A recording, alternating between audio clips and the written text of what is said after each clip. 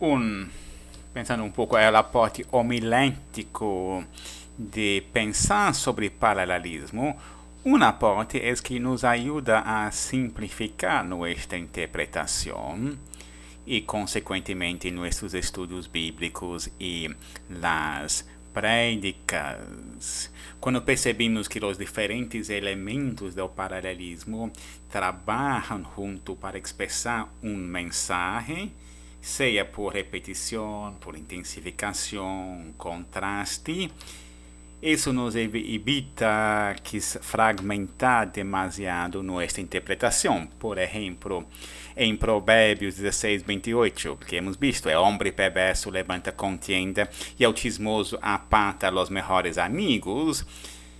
Não são dois homens diferentes, não é o homem perverso e o homem chismoso. Não, o homem perverso é o chismoso. E de várias maneiras identificar o paralelismo, vamos dizer, em vez de ver dois pontos, duas mensagens toda vez, vamos a perceber que os diferentes elementos trabalham junto para expressar o mesmo mensagem.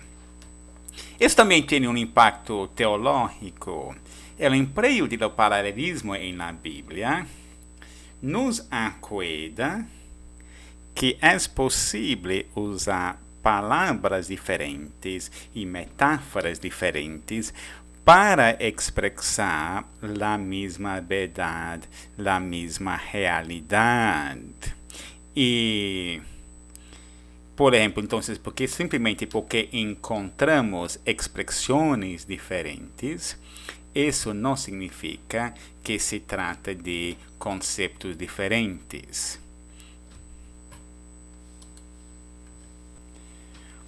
Um exemplo, vemos que em algumas passagens do Novo Testamento se emplea a expressão reino de los cielos.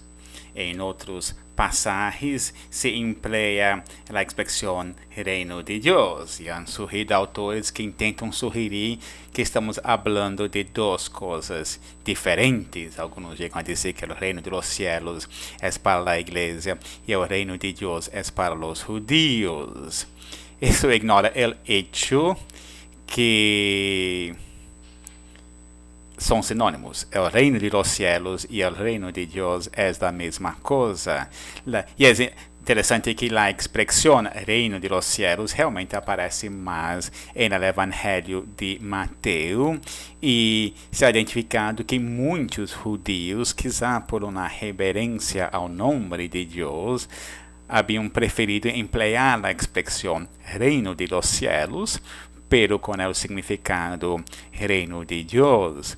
E é importante ampliar. Às vezes, alguns autores, quizá de escolas mais liberais, tentam sugerir que há contradição entre autores bíblicos, quando muitas vezes o que passa é que empleiam ou palavras diferentes ou as palavras com usos diferentes, o que hemos visto já com Pablo e Santiago, com a questão de fé e obras. Mas, popularmente, há formas de ensinança que eu chamo de pseudo-acadêmicas, para uma pessoa que não ha investigado, estudado, aparentam profundidade, quando na realidade não lo têm.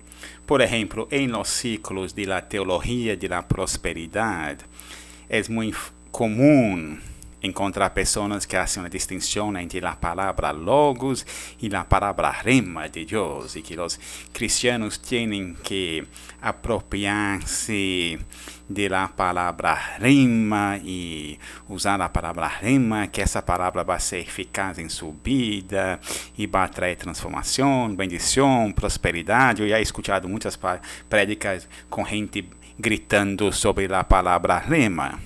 Isso não errou, não tem nenhuma base bíblica a afirmar isso. Quizá esse próximo exemplo será um pouco mais polêmico, e eu não chamaria isso de pseudo-acadêmico, senão uma falácia que ha atrapalhado a muitas mentes brilhantes. Em alguns ciclos, e esse especialmente a partir de um livro também de C.S. Lewis, que era uma pessoa brilhante, se ha tornado comum falar que em la Bíblia há três tipos de amor. El amor ágape, el amor filéu, el amor eros. E na realidade, isso é uma falácia. A verdade é que há ao menos três palavras usadas na Bíblia para descrever o amor. E na verdade há muitas outras palavras e conceitos e metáforas que são usados para falar de amor, por exemplo, compaixão, misericórdia e outros. Mas não vamos nos preocupar com isso. Pero o hecho de haver três palavras para falar de amor não significa que há três tipos de amor. Significa que há três palavras para falar de amor. E o que muitos han investigado, especialmente em relação à relação entre ágape e filéu, que ao menos entre os gregos, na era de Jesus, as duas palavras já estavam sendo usadas como sinônimos. Há muitos exemplos de textos que intercambiam entre las palavras. Isso é interessante porque muitos han hecho sermões sobre esse discurso de Jesus com Pedro no livro de Juan, essa conversação que os dois têm e as três vezes que Jesus lhe pergunta a Pedro se lo ama e as três vezes que Pedro afirma que sim. Uma coisa é correta que provavelmente esses três pedidos têm uma relação com as três vezes que Pedro negou a Jesus.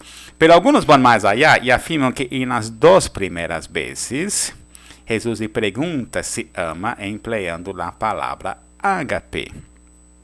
E em la terceira vez, Jesus emplea a palavra filéu, como se isso fosse tipo de amor inferior, não tão forte, e por essa razão Pedro, em sua terceira resposta, se entristece.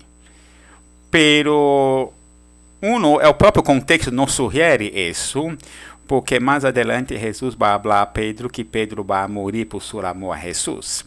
Isso não parece ser um amor inferior.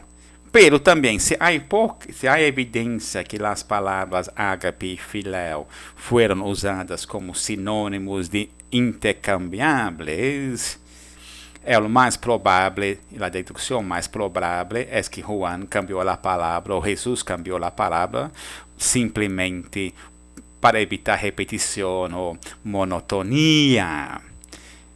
Igualmente, o perigo, às vezes, também de usar esse tipo de distinção é que também sugere que eros é o amor entre o homem e sua esposa, é um amor de um tipo completamente diferente e com demandas menores, pero interessantemente é comparado com Pablo ao amor de Cristo por sua igreja. Então, eu teria muito cautela em falar de los três tipos de amor em la Bíblia. Na verdade, a Bíblia, o amor é uno, pero se manifesta de maneiras diferentes. Esses debates sobre paralelismo podem levar também a debates teológicos, especialmente quando uno necessita determinar que tipo de paralelismo uno encontra em determinado passagem. Por exemplo, em el texto de Mateus 3:11, temos a promessa de Juan. A decir verdade, eu lhes bautizo em água em señal de arrependimento, pero que viene depois de mim, de quem não sou mais digno de levar seu calçado, é mais poderoso que eu. Ele lhes bautizará em Espírito Santo e fogo. Sem entrar em os detalhes mais estruturais do versículo, já temos um paralelismo entre o início, eu lhes batizo em água em señal de arrependimento, e um contraste então com o fim, ele os bautizará em Espírito Santo e fogo. Por essa própria expressão Espírito Santo e fogo ha levado a debate. Há uma elipse acá, a omissão de palavras que não são necessárias, pero rigorosamente lo que Juan Bautista está hablando es que Él los bautizará en Espíritu Santo y Él los bautizará en fuego. ¿Cuál es la relación del bautismo con el Espíritu Santo y fuego? Es un paralelismo de intensificación en que es el mismo bautismo que es descrito como siendo en el Espíritu Santo y fuego como una manera más metafórica, intensa de describir la presencia del Espíritu Santo. Los que defienden essa perspectiva muitas vezes apontam ao episódio de Pentecostés. Isso não ha convencido a todos os intérpretes, primeiro porque não está claro que Juan Bautista estava pensando sobre Pentecostés nesse momento. Então, uma sugerência é que é um paralelismo de contraste. Ele os bautizará em Espírito Santo, um bautismo, e fuego, Ele os bautizará em fuego, é outro bautismo. São bautismos diferentes para diferentes pessoas. Os que são fieles a Jesus, aceitam sua mensagem, recebem o bautismo em Espírito Santo. Los que rechazam a Jesus recebem o bautismo del fuego, que é o bautismo del juízo divino. Essa interpretação, na minha opinião, interessante, eu creio, hace mais juízo a contexto mais amplo da passagem, porque no verso 10 temos: el lanche já está lista para derrabar de raiz a dos árvores. Portanto, todo árbol que não dá bom fruto será cortado e echado em el fuego. Então, já no verso 10 parece haver uma separação em que os que vão ser juzgados em el fuego. E se vamos ao verso 12, já tiene el beude na mano, de modo que limpiará su era, regará su trigo en el granero y quemará la paja en un fuego que nunca se apagará.